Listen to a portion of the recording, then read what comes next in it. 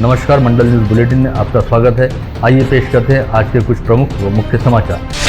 अकोला जिले के बालापुर शहर में आज एक निजी बस नदी में गिरकर हादसे का शिकार हो गई। पता चला है कि इस निजी बस में 30 से 40 यात्री सवार थे। सभी यात्रियों को सुरक्षित निकाल लिया गया है और इस हादसे में कोई जानहानि नहीं हुई। यह निजी यात्री बस भुसावल से वाशिम की ओर जा रही थी और शाम करीब 7 बजे बालापुर शहर से गुजरते समय भीकुंड नदी में गिर गई। बस के दुर्घटनाग्रस्त होने की खबर मिलते ही आस पड़ोस के रहने वाले लोग तुरंत नदी की ओर भागे। प्रत्यक्षदर्शियों के मुताबिक इस नदी पर पुलिया नहीं होने के चलते यह हादसा घटित हुआ।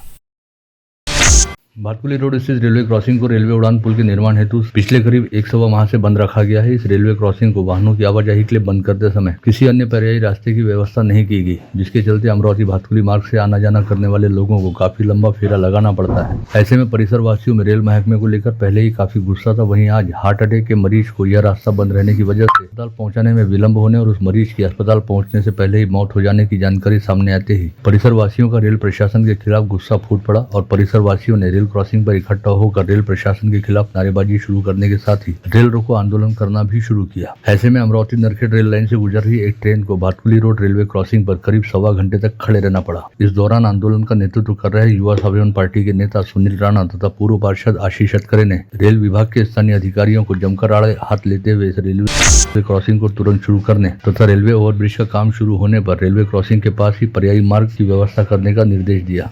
इस आंदोलन के चलते भातकुली रोड स्थित रेलवे क्रॉसिंग पर करीब 1.5 से 2 घंटे तक वातावरण काफी तनावपूर्ण रहा। आगामी 27 और 28 दिसंबर को विदर्भ सहित मध्य महाराष्ट्र व मराठवाड़ा में ओलावृष्टि व बिजली की गड़गड़ाहट के साथ बारिश होने का अनुमान जताया गया है। ऐसे में कृषि विभाग ने किसानों से मौसम का पूर्व अनुमान लगाते हुए खेती किसानी के कामों का नियोजन करने का आह्वान किया। मौसम विभाग द्वारा दी गई जानकारी के मुताबिक बारिश की शुरुआत सबसे पहले 27 दिसंबर की दोपहर नंदुरबार, धुलिया, जलगांव व अहिल्यानगर जिलों सहित पश्चिम मराठवाड़ा, पुणे व नाशिक जिलों के पूर्वी हिस्से से होगी। वहीं इसके बाद शुक्रवार की रात तक पश्चिम विदर्भ सहित मराठवाड़ा क्षेत्र में बारिश का दौर शुरू होगा। मेलघाट निर्वाचन क्षेत्र के पूर्व विधायक राजकुमार पटेल ने अपनी सुरक्षा हेतु राज्य सरकार की ओर से प्रदान पुलिस बंदोबस्त को हटाए जाने की मांग वाला पत्र राज्य के मुख्यमंत्री देवेंद्र फडणवीस के नाम जारी किया, जिसमें पूर्व विधायक पटेल का कहना रहा कि उनके विधानसभा सदस्य के तौर पर विगत कार्यकाल के दौरान जब एकनाथ शिंदे राज्य के मुख्यमंत्री थे तब उन्हें पुलिस सुरक्षा उपलब्ध कराई गई थी, लेकिन अब वे मेलघाट क्षेत्र के विधायक नहीं है, अतः उन्हें पुलिस सुरक्षा की कोई जरूरत नहीं है। मेलघाट क्षेत्र से निर्वाचित होने के बाद विधायक केवलराम काले का पर्यटन नगरी चिखलदरा में पहली बार आगमन होने पर उनका चिखलदरा वासियों की ओर से जल्लोषपूर्ण स्वागत किया गया। विधायक केवलराम काले का चिखलदरा में आगमन होते ही जमकर आतिशबाजी की गई और उन्हें फूल मालाओं से लाद दिया गया। इस समय विधायक केवलराम काले ने पंचायत समिति व तहसील कार्यालय को भेंट देकर वहां चल रहे कामकाज की समीक्षा की। अमरावती जिले के वरुड तहसील अंतर्गत आने वाले नांदगांवपेट, मोर्शी, वरुड, पांडुरना के वन क्षेत्र से जाने वाले मार्ग का अस्तित्व में रहे चौड़ाईकरण में दुरुस्ती करने को वन विभाग से मंजूरी मिलने बाबत विधायक उमेश यावलकर ने केंद्रीय सड़क व परिवहन मंत्री नितिन गडकरी के पास प्रयास किया, जिसे अब वन विभाग की ओर से मंजूरी मिल गई है और प्रधान मुख्य वन संरक्षक के आदेश भी जारी हो गए। प्रतिवर्ष 31 दिसंबर को अमरावती जिले सहित आसपास के जिलों से बड़ी संख्या में पर्यटक चिखलदरा में नए साल का उत्सव मनाने के लिए जाते हैं, जिसके चलते 31 दिसंबर से 1 जनवरी के दौरान परतवाड़ा से चिखलदरा मार्ग का सकरा और घाट वाला रास्ता वाहनों की भीड़भाड़ के चलते यातायात के बाधित होने और दुर्घटना होने की संभावना बनती है। ऐसे में 31 दिसंबर को रात 8 बजे से 1 जनवरी की शाम 6 बजे तक परतवाड़ा से धामनगांव मार्ग होते हुए चिखलदरा जाने तथा चिखलदरा घटांग मार्ग से परतवाड़ा आने के लिए वन वे ट्रैफिक का नियोजन किया गया है। प्रयागराज में 13 जनवरी से 26 फरवरी दौरान आयोजित महाकुंभ के लिए सांसद अनूप धोत्रे ने अकोला से भी विशेष ट्रेन चलाए जाने की मांग रेल मंत्री अश्विनी वैष्णव से की, जिसे मान्य करते हुए रेल मंत्री ने नांदेड़ पटना व काचीगुड़ा पटना विशेष ट्रेनें चलाने की घोषणा की है। नांदेड़ पटना के बीच ट्रेन की 2 फेरियां होंगी। ईसाई समुदाय के सबसे बड़े त्योहार क्रिसमस पर शहर के ईसाई समाज बंधुओं ने बड़े हर्षोल्लास के साथ प्रभु ईसा मसीह का जन्मोत्सव मनाया। हिरविन चौक के पास करीना अशोक थापा, वीरता, अमरावती, महाराष्ट्र। आपने गंभीर आंख से फ्लैट में रहने वाले 36 लोगों की जान बचाई। इतना ही नहीं, त्वरित बुद्धि का परिचय देते हुए आपने तुरंत गैस के सिलेंडर को बड़ी बहादुरी से वहां से हटाया। इस तरह 36 बहुमूल्य जीवनों की रक्षा की।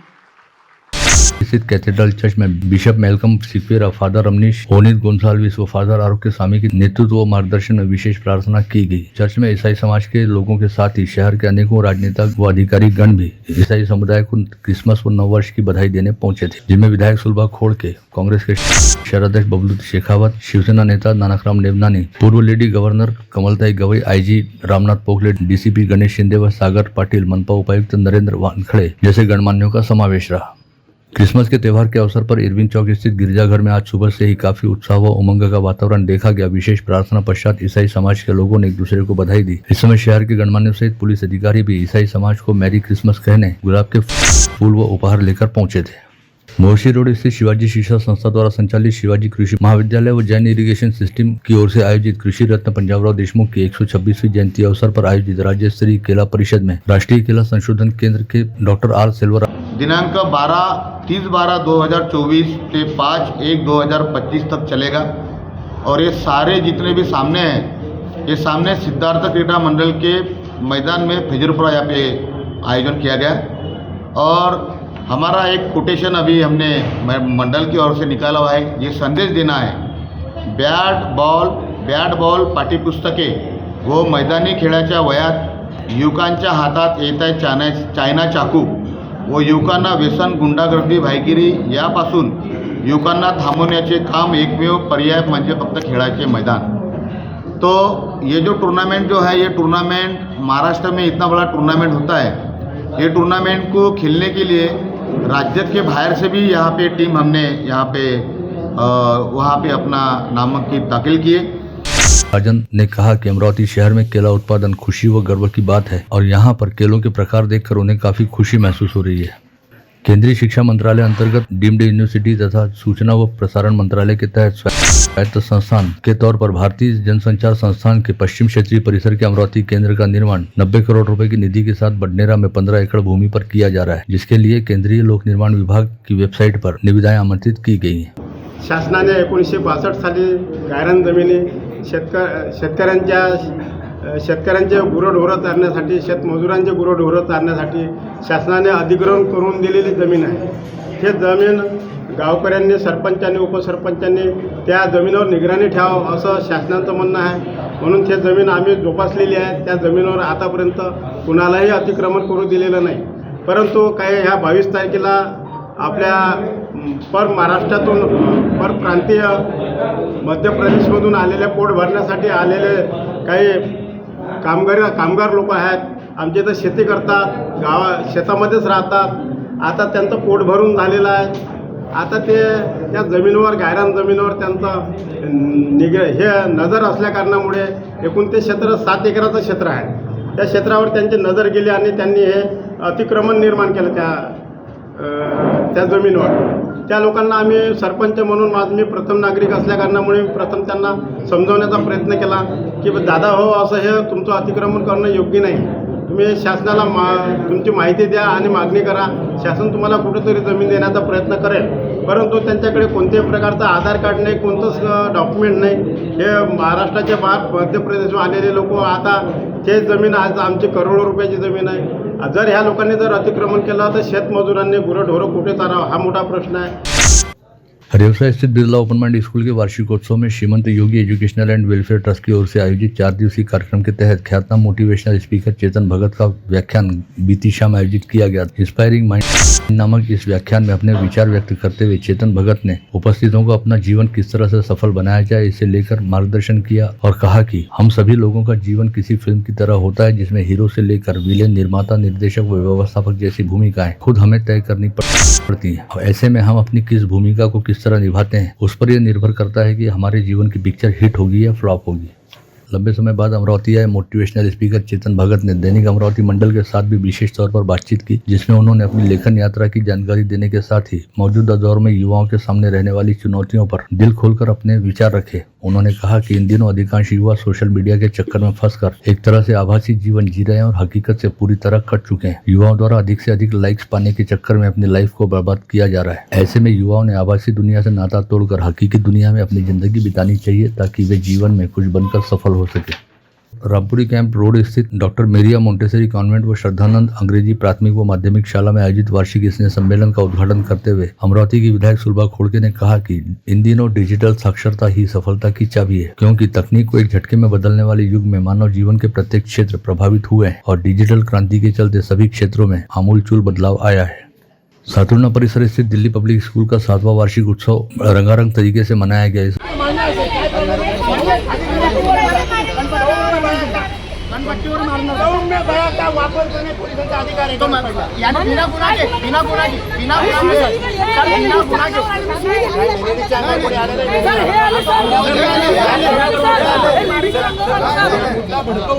कायदा इकडे टीक करून बांगलादेशी माझा असं तुला वाटतं काय नाही होत आहे.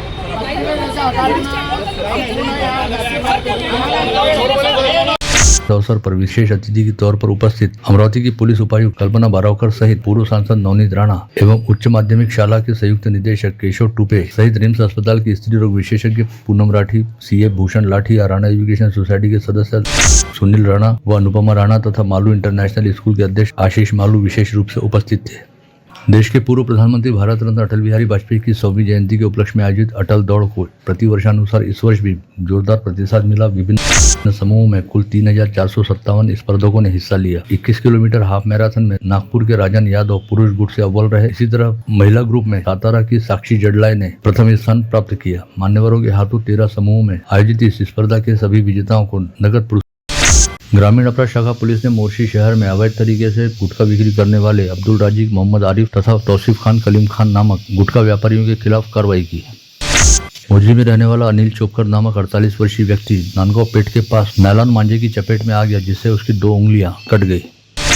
दरियापुर के चंद्रभागा व पूर्णा नदी से खुलेआम रेती की तस्करी हो रही है, जिस पर लगाम लगाने हेतु किए गए प्रयास से खफा होकर एक रेत माफिया ने राजस्व अधिकारी विकास महाजन पवार पर हमला करने का प्रयास किया। दरियापुर पुलिस ने मामला दर्ज करते हुए जांच शुरू की है। राजूरा के आंचल विहार में रहने वाले लक्ष्मीकांत गायकवाड़ के साथ ऑनलाइन फ्रॉड की घटना हुई और उन्हें लाखों रुपए की चपत लगी। इसे लेकर साइबर सेल जांच कर रही है। बीती रात 1:30 बजे मोताला बिजली सब स्टेशन के सामने स्कूल बस को पीछे से आई तेज रफ्तार कार द्वारा टक्कर मार देने के चलते 34 वर्षीय मोहम्मद मुसब अब्दुल जाबिर नामक व्यक्ति की मौत हो गई, जो पिंपल गांव काले के निवासी थे। हिंगोली के प्रगति नगर में रहने वाले पुलिस कर्मचारी विकास मुकाडे ने कल 25 दिसंबर की रात 9 बजे अपने घर में अपनी सर्विस राइफल से अपने ही परिजनों पर फायरिंग की। गोली लगने की वजह से पुलिसकर्मी की पत्नी मारी गई, वहीं उसका बेटा, सास व साला गोली लगकर गंभीर रूप से घायल हुए। जानकारी मिलते ही हिंगोली पुलिस के वरिष्ठ अधिकारी तुरंत मौके पर पहुंचे और गोलीबारी में घायल तीनों लोगों को अस्पताल में भर्ती कराया। तब तक इस घटना को अंजाम देकर विकास मुकाडे फरार हो चुका था। कल्याण के चक्की नाका परिसर में रहने वाली 12 वर्षीय नाबालिग लड़की का अपहरण कर उसके साथ अप्राकृतिक दुराचार करते हुए उसकी हत्या कर देने और उसके शव को एक सुनसान स्थान पर ले जाकर फेंक देने की घटना विगत 23 दिसंबर को घटित हुई थी, जिसके बाद कल्याण पुलिस ने मामले की जांच करते हुए कल्याण परिसर में रहने वाली साक्षी गौली नामक महिला को गिरफ्तार किया था और उससे मिली जानकारी के आधार पर उसके पति विशाल गौली को शेगांव से गिरफ्तार किया। पति पत्नी की जोड़ी ने पुलिस द्वारा पकड़े जाते ही अपना अपराध कबूल कर लिया। शेगांव से गिरफ्तार किए जाने के बाद पुलिस ने विशाल गौली को अदालत में पेश किया, जहां से अदालत ने विशाल गौली को 7 दिन पुलिस कस्टडी रिमांड में रखकर पूछताछ करने का आदेश दिया है। साथ ही विशाल की पत्नी साक्षी गौली को भी 2 जनवरी तक पीसीआर में रखने का हुक्म जारी हुआ है। विद्यापीठ परिसर में एक मादा तेंदुआ खुद से बिछड़े शावक की तलाश में घूम रही थी। रात 8 बजे विद्यापीठ परिसर में सन्नाटा रहते वक्त वन विभाग का रेस्क्यू दल इस शावक को पिंजरे में लेकर वहां पहुंचा। दरवाजा खोलते ही तड़के 4:30 बजे शावक को लेकर मादा तेंदुआ विद्यापीठ से बाहर निकल गई।